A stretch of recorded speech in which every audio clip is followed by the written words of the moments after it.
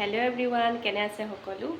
আজি আপোনালোকৰ বাবে আকৌ নতুন কিবা এটা বনাম মই, আৰু আপোনালোককো সেইটো দেখাওঁ বুলি ভাবিলোঁ। আজি আহকচোন কি বনাওঁ। আজি মই বনাম সৰু আলুৰ সৈতে দৈ।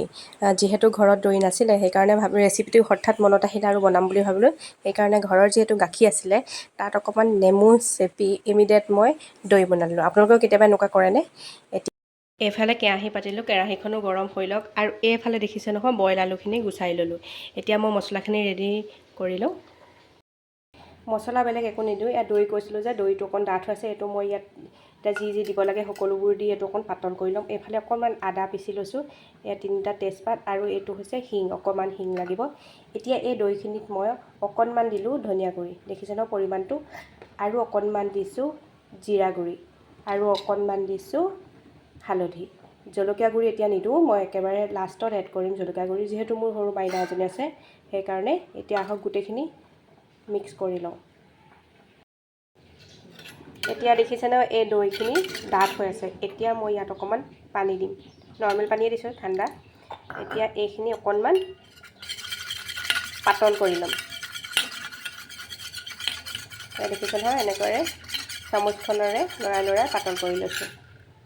যিহেতু কেৰাহী গৰম হৈ গ'ল, মিঠাতেল দিছোঁ। আপোনালোকে ৰিফাইনো ইউজ কৰিব পাৰে, কোনো কথা নাই, কিন্তু মিঠাতেলৰ যিটো মানে এটা স্মেল আহে ন, সেইটো ভাল লাগে। তেল যিহেতু গৰম হৈ গ'ল, এতিয়া তেজপাতকেইটা দি দিলোঁ, দেখিছে নহয়। আৰু এতিয়া অকণমান পাঁচফোৰণ, অকল জিৰা দিলে বেছি ভাল হয়, মোৰ যিহেতু গোটা জিৰা নাছিলে সেইকাৰণে দি দিলোঁ। আৰু অকণমান ইয়াত দি দিলোঁ আদাৰ পেষ্টটো, দেখিছে নহয়। আৰু এতিয়া দি দিলোঁ এই অকণমান হিং অকণমান দিছোঁ দেই।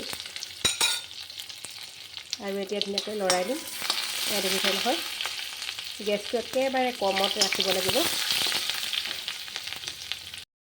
এতিয়া দেখিছে এই আদাটো হেৰি হৈ গ'ল। এতিয়া যিখিনি পেষ্ট বনাইছিলোঁ পেষ্টখিনি দিছোঁ।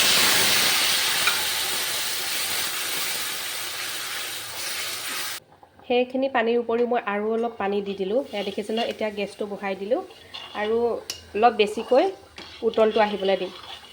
এয়া ছাইডত আকৌ দালি বহাই থৈ দিছোঁ, মগু দালি। এতিয়া অলপ উতলটো আহক। এতিয়ালৈকে কিন্তু মই নিমখ এড কৰা নাই। এতিয়া দেখিছে নহয়, বহুত বেছিকৈ উতলটো আহিছে। এতিয়া মই যিখিনি আলু ৰাখি থৈছিলোঁ বাকলি গুচাই, সেই আলুখিনি ইয়াত দি দিম। আৰু এতিয়া অকণমান এনেকৈ অলপ সময় উতলিবলৈ দিম। তাৰপাছতে ছোৱালীলৈ অকণমান ৰাখি মই ইয়াত জলকীয়া এড কৰি দিম। আলু দিয়াৰ পাছতে উতলটো বহুত জোৰকৈ আহিছে যে, এতিয়াহে মই ইয়াত নিমখ দি দিলোঁ, দেখিছে নহয়। সোৱাদ অনুসৰি নিমখ দি দিব। মাজে মাজে দুই এটা আলু হেতাখন এনেকৈ ভাঙিও দিব, তেতিয়া অকণ গ্ৰেভিটো হ'ব। নহ'লে আপোনালোকে নিজৰ যেনেকৈ ভাল পায়, নাভাঙিলেও কোনো কথা নাই। ছোৱালীলৈ মই যিহেতু ৰাখি ল'লোঁ, এতিয়া 2টা কেঁচা জলকীয়া কাটি দিলোঁ ইয়াত, আৰু অকণমান জলকীয়া গুড়ি দি দিলোঁ, দেখিছে নহয়। আৰু লৰাই দিম।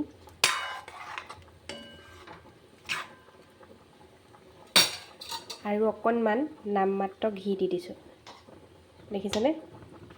এতিয়া আমাৰ আজি আলু আৰু দহি ৰেচিপি ৰেডি হৈ গ'ল।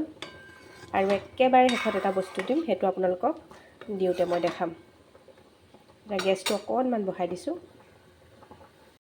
গেছটো বঢ়োৱাৰ পাছত একদম দেখিছে ন, উতলটো পূৰা জোৰকৈ আহিছে। এতিয়া একেবাৰে লাষ্টত এটা বস্তু দিলোঁ, দেখিছে নহয়, এয়া কষ্টুৰি মেথি দি দিলোঁ। আৰু আমাৰ আজি ৰেডি হৈ গ'ল। এতিয়া ধুনীয়াকৈ গেছটো অফ কৰি দিলোঁ।